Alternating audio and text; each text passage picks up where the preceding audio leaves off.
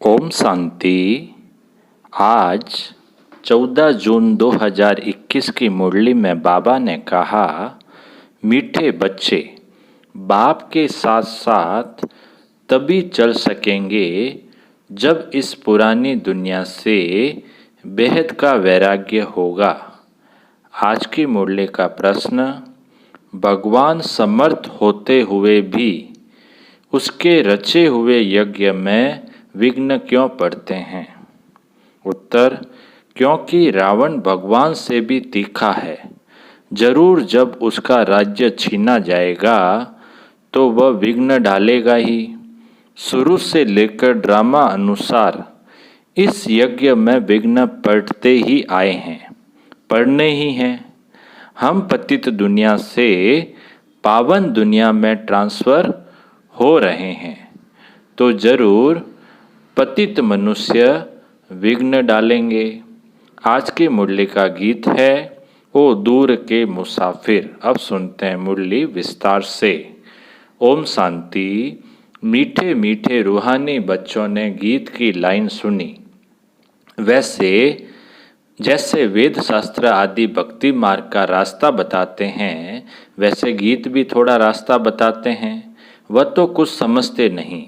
शास्त्रों की कथाएं आदि सुनना वह जैसे है कनरस।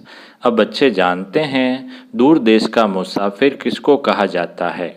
आत्मा जानती है हम भी दूर के मुसाफिर है। हमारा घर शांति धाम है। मनुष्य इन बातों को नहीं समझे तो गोया कुछ नहीं समझे। बाप को न जानने से सृष्टि चक्र को कोई नहीं जानते हैं। यह आत्मा समझती है कि शिव बाबा कहते हैं, मैं टेम्परेरी जीव आत्मा बनता हूँ, तुम स्थायी जीव आत्मा हो। मैं सिर्फ संगम पर ही टेम्परेरी जीव आत्मा हूँ, सो भी तुम्हारे मुहाफिक नहीं बनता। मैं इस जीव में प्रवेश करता हूँ अपना परिचय देने, नहीं तो तुमको परिचय कैसे मिले। बाप ने समझाया है, रूहानी बाप एक ही है जिसको शिव बाबा अथवा भगवान कहते हैं, दूसरा कोई नहीं जानते। इसमें पवित्रता का भी बंधन है। बड़े ते बड़ा बंधन है अपने को आत्मा समझना। जिस दूर के मुसाफिर पतित पावन को भक्ति मार्ग में याद करते हैं, जिस दूर के मुसाफिर पतित पावन को भक्ति मार्ग में याद करते हैं, वह रूहानी बाप समझाते हैं कि मैं सबको ले चलूँगा, किसको भी छोड़ नहीं जाऊँगा। वापिस तो सबको जाना है, प्रलय भी नहीं होनी है। भारत खंड तो रहता ही है। भारत खंड का कभी विनाश नहीं होता है। सत्युग आदि में सिर्फ भारत खंड ही रहता है। सत्युग आदि में सिर्फ भारत खंड ही रहता है। कल्प के संगम पर जब बाप आते हैं तो आदि सनातन देवी देवता धर्म स्थापन करना होता है। बाकी सब धर्म विनाश होने हैं। तुम भी आदि सनातन देवी देवता धर्म स्थापन करने में मदद कर रहे हो। तो गीत सुना, कहते हैं बाबा हमको भी साथ ले चलो। बाप कहते हैं ऐसे साथ में कोई चल न सके जब तक पुरानी दुनिया से वैराग्य न आए। नया मकान बनता है तो पुराने से दिल टूट जाती है।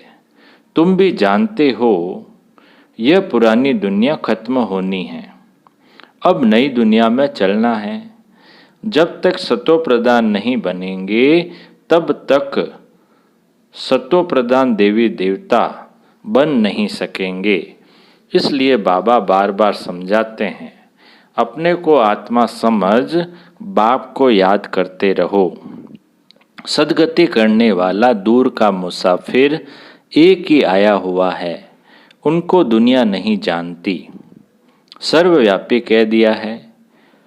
अभी तुम बच्चे नंबरवार पुरुषार्थ अनुसार जानते हो कि हम शिव बाबा की संतान हैं। आते भी हैं तो समझते हैं हम बाप दादा के पास जाते हैं। तो यह फैमिली हो गई, यह है ईश्वरीय फैमिली। किसको बहुत बच्चे होते हैं तो बड़ी पलटन हो जाती है। शिव बाबा के बच्चे तो इतने बीके भाई बहन हैं, यह भी बड़ी पलटन हो जाती है। ब्रह्मा कुमार कुमारियाँ सब जानते हैं हम बेहद के बाप से वर्षा लेते हैं। शास्त्रों में दिखाते हैं पांडवों और कौरवों ने खेल खेला, राजाई दाव में रखी। अब राजाई न कौरवों की है न पांडवों की है, ताज आदि कुछ भी नहीं है। दिखाते हैं उनको शहर निकाला मिला, हथियार आदि छिपाकर जाए रखा। यह सब है दंत कथाएं, महाभारत में बताते हैं ना। न पांडव राज्य है न कौरव राज्य है, न उनों की आपस में लड़ाई चली है। लड़ाई राजाओं की लगती है, यह तो भाई भाई है।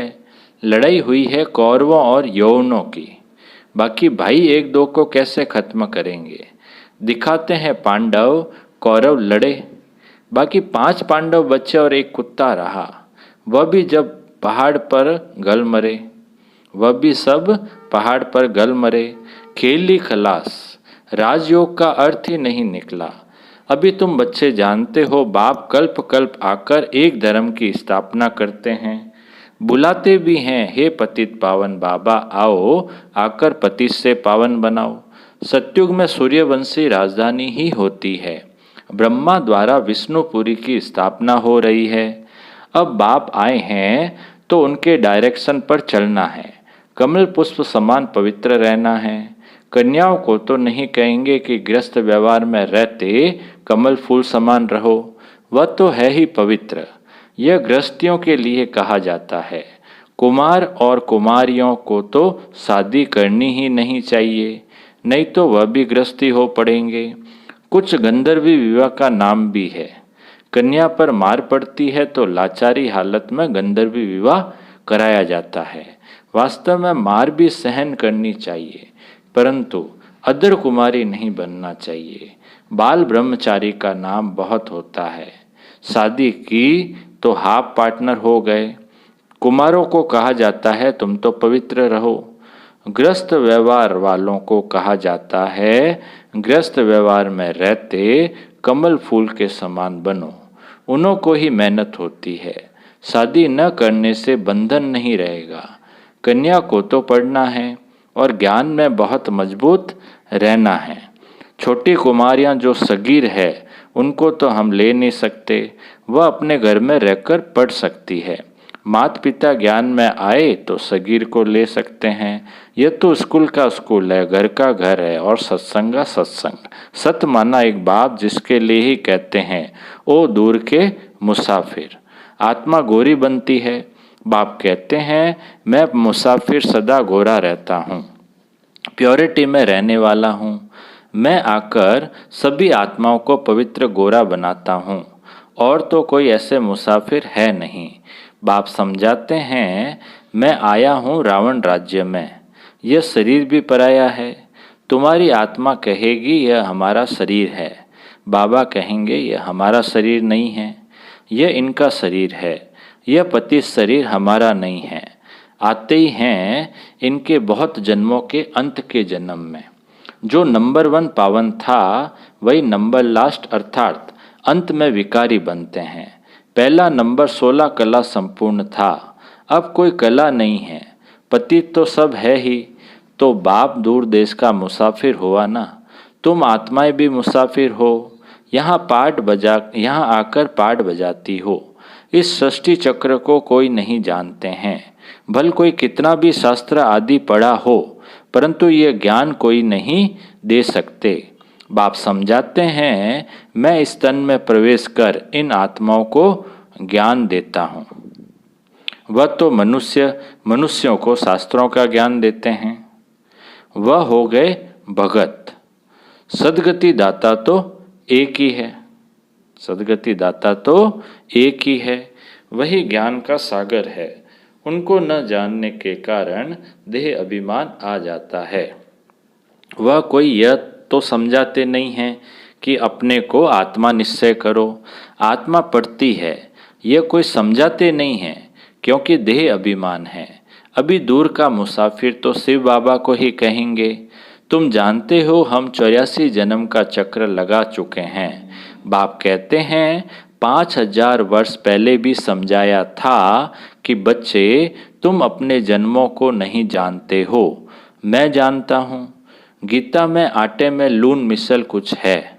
वही गीता का एपिसोड, वही महाभारत की लड़ाई, वही मन मना भव मध्याजी भव का ज्ञान है। मामेकम याद करो, लड़ाई भी बरोबर लगी है। पांडवों की विजय हुई, विजय माला विष्णु की गाई जाती है। शास्त्रों में तो दिखाया है पांडव गल मरे, फिर माला कहाँ से बनी। अब तुम समझते हो कि हम विष्णु की माला बनने यहाँ आए हैं। ऊपर में है पतित पावन बाप, उनका यादगार चाहिए ना। भक्ति मार्ग में यादगार गाया जाता है। कोई 8 की माला, कोई 108 की माला, कोई 16,108 की बनाई है। गाते हैं चढ़ती कला तेरे बाने सर्व का भला। अभी तुम जानते हो हमारी चढ़ती कला है। हम चले जाएंगे अपने सुखधाम, फिर हम वहाँ से नीचे कैसे उतरते हैं, 84 जन्म कैसे लेते हैं, ये सारा ज्ञान तुम्हारी बुद्धि में है। यह ज्ञान भूलना नहीं चाहिए। हमारे सब दुख दूर करने, श्राप मिटाए, सुख का वर्षा देने बाप आया है। रावण के श्राप से सबको दुख होता है, तो अब बाप को और वर्षे को याद करना है। तुम जानते हो हम सूर्यवंशियों ने भारत में राज्य किया। भारत में ही शिव बाबा आते हैं। भारत ही स्वर्ग था। यह घड़ी घड़ी बुद्धि में याद करना पड़े। जिसने 84 का चक्र नहीं खाया होगा वह न धारणा करेंगे न कराएंगे। उसके लिए समझा जाएगा कि इसने 84 जन्म नहीं लिए हैं। यह देरी से आते हैं, स्वर्ग में नहीं आते हैं। पहले पहले जाना तो अच्छा है, पहले पहले जाना तो अच्छा है ना। नए मकान में पहले खुद रहते हैं, फिर किराए पर चढ़ाते हैं, तो वह फिर सेकंड हैंड हुआ ना। सत्युग है नई दुनिया, त्रेता सेकंड हैंड कहेंगे। तो अब बुद्धि में आता है हम स्वर्ग नई दुनिया में जाएं। पुरुषार्थ करना है, प्रजा भी बनती जाएगी। तुमको मालूम पड़ता जाएगा कि माला में कौन कौन पिरो सकते हैं। अगर किसको सीधा कहा जाए कि तुम नहीं आएंगे तो हार्ट फेल हो जाए। इसलिए कहा जाता है कि पुरुषार्थ करो, अपनी जांच करो कि हमारा बुद्धि योग भटकता तो नहीं है। तुम्हारा शिव बाबा से कितना लव होता जाता है। कहते भी हैं हम बाप दादा के पास जाते हैं, शिव बाबा से दादा द्वारा वर्षा लेने जाते हैं। ऐसे बाप के पास तो कई बार जाएं, परंतु ग्रस्त व्यवहार भी संभालना है। भल बहुत धनवान है, परंतु इतनी फुर्सत नहीं, पूरा निश्चय नहीं। नहीं तो मास 2 मास बाद आकर रिफ्रेश हो सकते हैं। उनको घड़ी घड़ी कशिश होगी। सुई पर जंग चढ़ी हुई होती है तो चुंबक इतना खींचता नहीं है। जिनका पूरा योग होगा उनको जट कशिश होगी, भाग आएंगे। जितनी कट उतरती जाएगी उतनी कशिश होगी। हम चुंबक से मिलें। गीत है चाहे मारो चाहे कुछ भी करो, हम डर से कभी नहीं निकलेंगे। परंतु वह अवस्था तो पिछाड़ी में होगी, कट निकली हुई होगी तो वह अवस्था होगी। बाप कहते हैं हे आत्माएं मन मना भव, रहो भल अपने ग्रस्त व्यवहार में। ऐसे नहीं कि यहाँ भाग कर आए बैठ जाना है। सागर पास बादलों को आना है रिफ्रेश होने, फिर सर्विस पर जाना है। बंधन जब खलास हो तो सर्विस पर जा सकें। माँ बाप को अपने बच्चों को संभालना है, बाप की याद में रहना है, पवित्र बनना है। बाप ने समझाया है अनेक प्रकार के विघ्न ज्ञान यज्ञ में पड़ते हैं। कहते हैं ईश्वर तो समर्थ है, फिर विघ्न क्यों। मनुष्यों को पता ही नहीं है। रावण भगवान से भी तीखा है, उनकी राजाई छीनी जाती है तो अनेक प्रकार के विघ्न पड़ते रहते हैं। ड्रामा प्लान अनुसार फिर भी विघ्न पड़ेंगे। शुरुआत से लेकर पतितों के विघ्न पड़ते हैं। शास्त्रों में भी लिख दिया है कृष्ण को 16,108 पटरानियाँ थी, सर्प ने डसा, राम की सीता चुराई गई। अब रावण स्वर्ग में कहाँ से आए। झूठ तो बहुत है। कहते हैं विकार बिगर बच्चे कैसे होंगे, उनको पता ही नहीं। जो वर्षा लेने वाले होंगे वही आकर समझेंगे। तो इस ज्ञान यज्ञ में असुरी के विघ्न पड़ते हैं, असुरों के विघ्न पड़ते हैं। पतित को असुर कहा जाता है ही रावण संप्रदाय। अभी तुम संगम पर हो, रावण राज्य से किनारा कर लिया है, फिर भी कुछ लैस आती है। यह बुद्धि में ज्ञान है कि हम जा रहे हैं, बैठे तो यहीं हैं। बुद्धि में ज्ञान है, बैठे यहाँ हो परंतु उनसे जैसे तुमको वैराग्य है। यह छीछी दुनिया कब्रिस्तान बननी है। भिन्न भिन्न पॉइंट्स से समझाया जाता है। वास्तव में तो एक ही पॉइंट है, मन मना भव। कितनों की चिट्ठियाँ आती है, बाबा हम बांधेली है, एक द्रौपदी तो नहीं है, हजारों हो जाएगी। अभी तुम पतित दुनिया से पावन दुनिया में ट्रांसफ़र हो रहे हो। जो कल्प पहले फूल बने होंगे वही निकलेंगे। गार्डन ऑफ अल्लाह की यहाँ स्थापना होगी। कोई कोई तो ऐसे अच्छे अच्छे फूल होते हैं जो देखने से ही आराम आ जाता है। नाम ही है किंग ऑफ फ्लावर्स। 5 रोज से रखा हो तो भी खिला रहेगा, खुशबू फैलती रहेगी। यहाँ भी जो बाप को याद करते और याद दिलाते हैं उनकी खुशबू फैलती है, सदैव खुश रहते हैं। ऐसे मीठे मीठे बच्चों को देख बाप हर्षित होते हैं। उन्हों के आगे बाबा की ज्ञान डांस अच्छी होती है। अच्छा अच्छा बाप दादा बोले, मीठे मीठे सिकिलदे बच्चों प्रति माता पिता बाप दादा का याद प्यार और गुड मॉर्निंग। रूहानी बाप की रूहानी बच्चों को नमस्ते। हम रूहानी बच्चों की रूहानी बाप दादा को याद प्यार, गुड मॉर्निंग और नमस्ते नमस्ते नमस्ते। सदा रहेंगे हंसते हंसते, बन जाएंगे फरिश्ते। वाह बाबा वाह, वाह मेरा भाग्य। अब पूरी मुरली में से धारणा के लिए जो मुख्य सार है, पहला पॉइंट, ज्ञान और योग में मजबूत बनना है।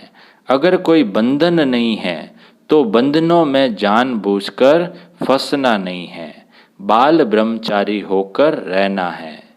दूसरा पॉइंट है धारणा का, अभी हमारी चढ़ती कला है। बाबा हमारे सब दुख दूर करने, श्राप मिटाए वर्षा देने आए हैं। बाप और वर्षे को याद कर अपार खुशी में रहना है। जांच करनी है कि हमारा बुद्धि योग कहाँ भटकता तो नहीं है। अब मीठे बाबा का मीठा मधुर वरदान है, स्वमान में स्थित रह, देह अभिमान को समाप्त करने वाले सफलता मूर्त भव। स्वमान में स्थित रह, देह अभिमान को समाप्त करने वाले सफलता मूर्त भव। विस्तार, जो बच्चे स्वमान में स्थित रहते हैं वही बाप के हर फरमान का सहज ही पालन कर सकते हैं।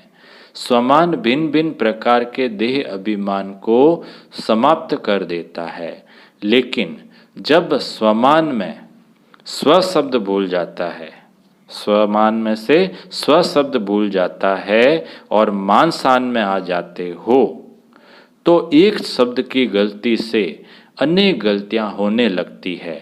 इसलिए मेहनत ज़्यादा और प्रत्यक्ष फल कम मिलता है, लेकिन सदा स्वमान में स्थित रहो तो पुरुषार्थ व सेवाओं में सहज ही सफलता मूर्त बन जाएंगे। आज की मुरली का स्लोगन है, तपस्या करनी है तो समय को बचाओ, बहाना नहीं दो। तपस्या करनी है तो समय को बचाओ, बहाना नहीं दो। अच्छा, ओम शांति।